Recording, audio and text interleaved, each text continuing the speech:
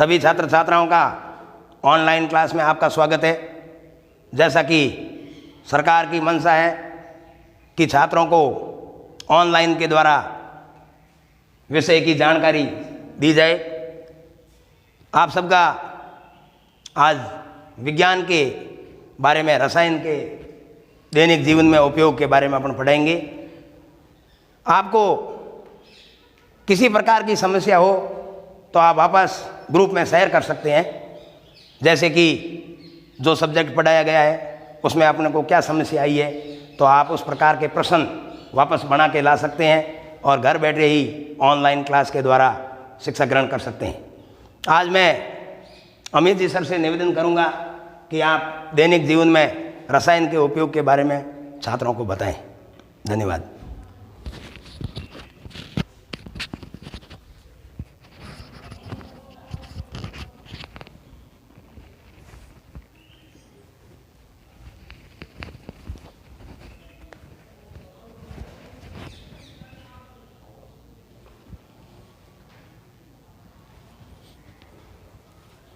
Good morning.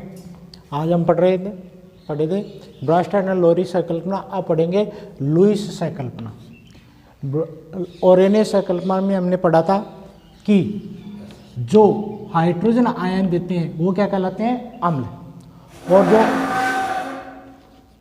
हाइड्रोक्सिक ion minus OH minus ion देते हैं वो क्या कहलाते हैं? क्षार। ये हम इस सिद्धांत में पढ़ा है। और इस सिद्धांत में हमने पढ़ा कि जो प्रोटॉन देता है वो क्या है? अम्ल। और जो प्रोटॉन ग्रहण करता है वो क्या है? क्षारक। तो ये दो परिभाषाएं हमने अम्ल और क्षार की ओरेनेशन और ब्रास्ट एंड लोरी के सिद्धांत के अनुसार हमने पढ़ी थी। आप पढ़ेंगे लुईस। अब लुईस ने कहा कि जो हाइड्रोजन आयन देते हैं या अम्ल प्रोटॉन देते हैं या लेते हैं वो ही अम्ल व क्षार नहीं होते हैं, बल्कि वो पदार्थ में अम्ल व क्षार होते हैं जो इलेक्ट्रॉन का त्याग करते हैं। यानी इन्होंने क्या बताया? अम्ल की क्या परिभाषा दी? अम्ल वे पदार्थ हैं जो इलेक्ट्रॉन का त्याग करते हैं, यानी इलेक्ट्रॉन को क्या करते हैं? ग्रहण करते हैं। क्या करते हैं? इलेक्ट्रॉन को ग्रहण करते हैं, इलेक्ट्रॉन लेते हैं। और क्षारक क्या है? वे पदार्थ हैं जो इलेक्ट्रॉन का त्याग करते हैं, यानी इनके पास इलेक्ट्रॉन लेने के लिए जगह होती है अम्लों के पास, और क्षारक इनके पास इलेक्ट्रॉन देने के लिए होते हैं। तो ये तो इलेक्ट्रॉन देंगे और ये इलेक्ट्रॉन युग्म ग्रहण करेंगे। युग्म का मतलब होता है इलेक्ट्रॉन का जोड़ा लेते हैं। हम इस सिद्धांत के अनुसार समझ सकते हैं बेरिलियम BF3 को जब NH3 के साथ अभिक्रिया कराई जाती है तो हमने देखो यहाँ इलेक्ट्रॉन, दो इलेक्ट्रॉन, ये निशान जो बिंदु लगाएंगे ये दो, ये क्या है? इलेक्ट्रॉन। इन्हें कहेंगे इलेक्ट्रॉन युग्म। जोड़े हैं। क्या है? जोड़े हैं। तो इसमें क्या है? ये इलेक्ट्रॉन युग्म इसको देगा, तो ये ले रहा है। इलेक्ट्रॉन युग्म क्या कर रहा है? ले रहा है। तो इसको क्या कहेंगे हम? अम्ल। और ये दे रहा है इलेक्ट्रॉन युग्म, तो इसको हम क्या करेंगे? त्याग कर रहा है, इसको कहेंगे क्षार। तो ये क्या कहलाएंगे? अम्ल। और ये क्या कहलाएगा? क्षार। तो इस आधार पर लुईस ने परिकल्पना की और ये इलेक्ट्रॉन इसको देकर के ये दोनों पदार्थ आपस में बंध बना लेंगे, जुड़ जाएंगे। और ये कैसा बंध बनाते हैं? उपसहसंयोजक बंध बनाते हैं। उपसहसंयोजक बंध किसे कहते हैं? जिसमें कोई पदार्थ, एक पदार्थ तो इलेक्ट्रॉन देता है, दूसरा पदार्थ इलेक्ट्रॉन ग्रहण करता है। अब साझा नहीं होता है, एक देता है दूसरा लेता है, तो वो ऐसे बंध क्या कहलाते हैं? उपसहसंयोजक बंध बनाते हैं। इन बंधों के बारे में आप कक्षा 9 के बारे में 9 में हमने पढ़ा था।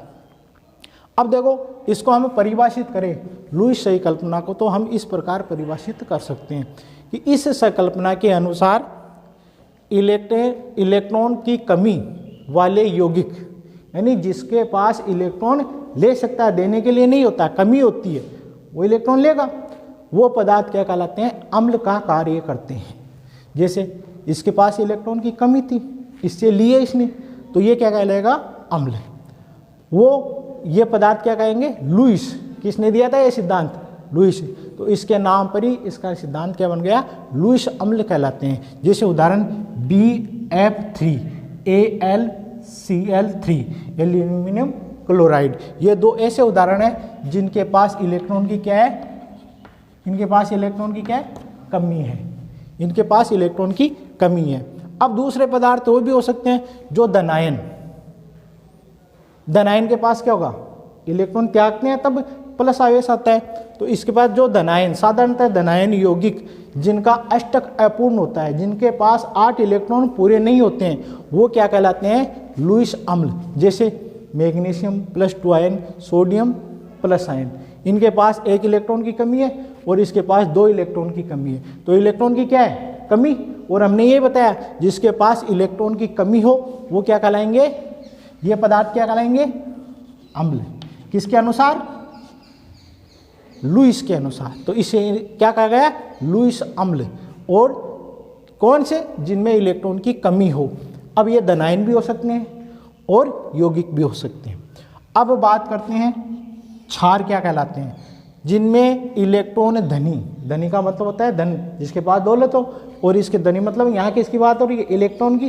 तो इलेक्ट्रॉन धनी मतलब जिसके पास इलेक्ट्रॉन हो, जिसके पास इलेक्ट्रॉन हो, इलेक्ट्रॉन का एकांकी युग्म, एकांकी युग्म मतलब है जोड़ा, 1 जोड़े हैं 2 जोड़े हैं, यानी जिसके पास इलेक्ट्रॉन या इलेक्ट्रॉन युग्म हो।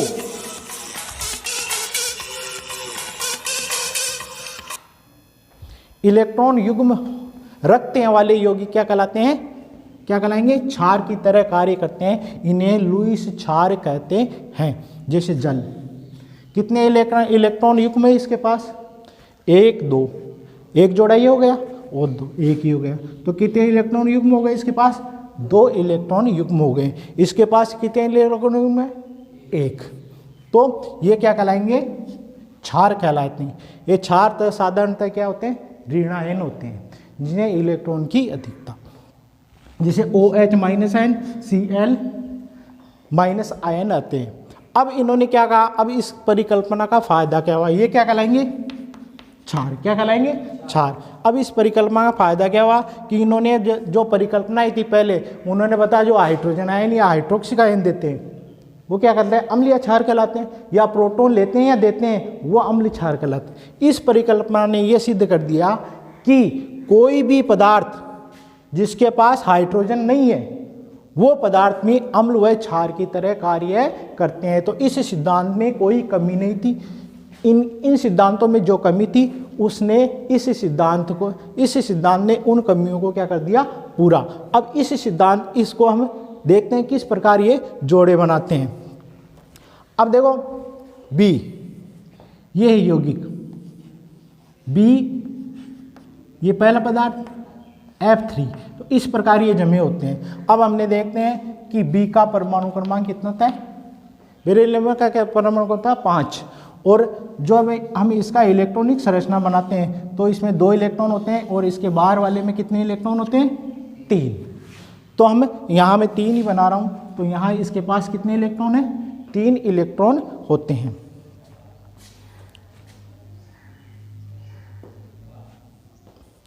इसके पास कितने इलेक्ट्रॉन है, 3 इलेक्ट्रॉन। बाह्य वाला कक्ष बना रहा हूं। और फ्लोरीन में परमाणु का नंबर कितना होता है, 7। और पहले कक्ष में कितने इलेक्ट्रॉन आएंगे, 2, और दूसरे में कितने होते हैं, 5। तो इनमें सबके पास, इसके पास कितने इलेक्ट्रॉन होते हैं, 5 इसके पास कितने हैं, 5 इलेक्ट्रॉन। इसके पास कितने हैं, देखो इस सब के पास 5, इसके पास भी 5 और इसके पास भी 5 इलेक्ट्रॉन। ये कितना है, 3। तो देखो ये इसके साथ जोड़ा बनाया होता है और ये इसके साथ जोड़ा बना लेता है, ये इसके साथ जोड़ा बना लेता है। तो जोड़ा बनाने के बाद में ये सब युग्म। अब इसमें जो कितने इलेक्ट्रॉन है, कितने हुए इसके इलेक्ट्रॉन, देखो 1 2 3, इससे जोड़ा बना लिया 4 5 6। अब भी अष्टक पूरा करने के लिए 2 इलेक्ट्रॉन चाहिए। तो यहाँ इलेक्ट्रॉन की क्या हो रही है, कमी। ये इसमें इलेक्ट्रॉन की क्या है, कमी, क्योंकि इसमें अभी भी अष्टक इसका पूरा नहीं है। अष्टक पूरा करने के लिए कितने इलेक्ट्रॉन और चाहिए इसको, 2 इलेक्ट्रॉन और चाहिए। अब ये 2 इलेक्ट्रॉन कहाँ से लिखता है, ये संरचना हमने बनाई। अब इसकी बात करते हैं, H N H H और H। इस प्रकार। अब हम जाते हैं हाइड्रोजन का परमाणु क्रमांक कितना होता है, 1 होता है। हाइड्रोजन के पास 1 इलेक्ट्रॉन होता है और अष्टक पूरा करने के लिए 2 इलेक्ट्रॉन चाहिए। तो यहाँ कितने इलेक्ट्रॉन हो गए इसके, 1 इलेक्ट्रॉन, इसके पास 1 इलेक्ट्रॉन, इसके। और नाइट्रोजन के पास कितने इलेक्ट्रॉन होते हैं, नाइट्रोजन के पास परमाणु क्रमांक नाइट्रोजन का कितना होता है, सॉरी इसमें इसका परमाणु क्रमांक होता है 9 और इसके पास कितने 2 और यहाँ कितने होते हैं 7। तो यहाँ कितने इलेक्ट्रॉन आएंगे, 7 आएंगे, ये 7 इलेक्ट्रॉन। मैं दोबारा बता देता हूँ एक बार, यहाँ कितने इलेक्ट्रॉन आ गए 7। अब 7 हो गए तो देखो 7 1 8 इसका अष्टक पूरा हो गया, 7 1 8 इसका भी अष्टक पूरा हो गया, 7 1 8 अष्टक पूरा हो गया। यानी इन तत्वों के अष्टक पूरे हैं। जबकि इसका कितने हुए, इसके कितने हुए थे, कितने हुए थे, 2 की कमी थी, 6 1 2 3 4 5 6 साझा करने के बाद में 6 ही है, 2 इलेक्ट्रॉन की अभी भी कमी है, तो ये स्थायी नहीं है। तो अपना इलेक्ट्रॉन अष्टक पूरा करने के 2 इलेक्ट्रॉन की इसको आवश्यकता है, 2 इलेक्ट्रॉन की इसके पास क्या है, कमी। अब देखो नाइट्रोजन का परमाणु क्रमांक कितना बताया, 7, मैंने यहाँ गलत बता दिया था, ये 9 होता है। अब देखो 2, दूसरे में कितने हैं 5, बाहर कितने हैं 5 इलेक्ट्रॉन, कितने इलेक्ट्रॉन है 5, तो 5 इलेक्ट्रॉन बनाए 1 2 3 4 5। अब हाइड्रोजन का अष्टक पूरा करना है, कितने इलेक्ट्रॉन चाहिए एक हाइड्रोजन को, एक तो है ही उसके पास, कितने चाहिए, एक और चाहिए, एक और चाहिए तो क्या होगा, ये अष्टक इसके साथ साझा कर लेगा, हो गया अष्टक पूरा। ये इसके साथ साझा कर लेगा, इसका भी अष्टक पूरा हो गया, ये इसके साथ साझा कर लेगा, इसका भी अष्टक पूरा हो गया। फिर भी इसके पास देखो कितने हो गए, एक इसके अष्टक पूरा हो गए, नाइट्रोजन के अष्टक देखो, नाइट्रोजन का होता है कि नहीं, 5 तो ही, 1 2 3 4 5 6 7 8, इसका भी अष्टक पूरा है, कितना है, अष्टक पूरा है। अब साझा करने के बाद ये इलेक्ट्रॉन इसके पास फ्री हैं, ये किसी दूसरे से साझा कर सकते हैं। क्या है ये, क्या है, एकांकी इलेक्ट्रॉन युग्म। कितना है एकांकी इलेक्ट्रॉन, एक एकांकी इलेक्ट्रॉन युग्म इसके पास फ्री है, यानी ये दूसरे से साझा कर सकता है। ये किससे साझा करेगा, इसके साथ साझा करेगा, यानी Be के पास BF3 के पास इलेक्ट्रॉन, 2 इलेक्ट्रॉन की कमी है, जो अमोनिया से लेगा,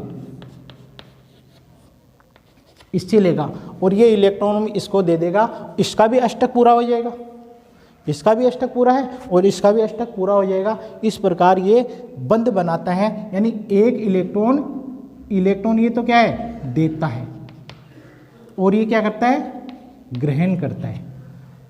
तो जो 2 पदार्थ क्या कहा इन्होंने, वे पदार्थ जो इलेक्ट्रॉन युग्म ग्रहण करते हैं वो क्या कहलाते हैं, अम्ल। ये कैसी प्रवृत्ति है इसकी, अम्ल की। इसकी कैसी प्रवृत्ति है, क्षारीय। तो ये दे रहा है, वो इलेक्ट्रॉन ले रहा है, और इस प्रकार जो साझा बनता है या जो बंध बनाता है, बनते हैं, उन्हें क्या कहते हैं, उपसहसंयोजक बंध कहते हैं। इस प्रकार हमारे तीनों सिद्धांत पूरे हो गए, ओरेनिस सहकल्पना, बर्नस्टेड एंड लोरी सहकल्पना और लुईस सहकल्पना, ये तीनों सिद्धांत हमने पढ़े। अब एक बार और बता देता हूँ, ओरेस्नियन ने क्या कहा था कि जो हाइड्रोजन प्लस आयन देते हैं, हाइड्रोजन आयन देते हैं, वो क्या कहलाते हैं, अम्ल, और जो हाइड्रोक्सिक आयन देते हैं वो क्या कहलाते हैं, क्षार। क्या कहलाते हैं, क्षार। जैसे हमने पढ़ा था, इसमें HCl, इसमें क्या है, हाइड्रोजन है, हाइड्रोजन देगा तो ये क्या है, अम्ल। NaOH, ये क्या देगा, हाइड्रोक्सिल आयन देगा, तो ये क्या है, क्षार। क्या है, क्षार। ब्रोस्ट एंड लोइन ने क्या कहा, प्रोटॉन देता है वो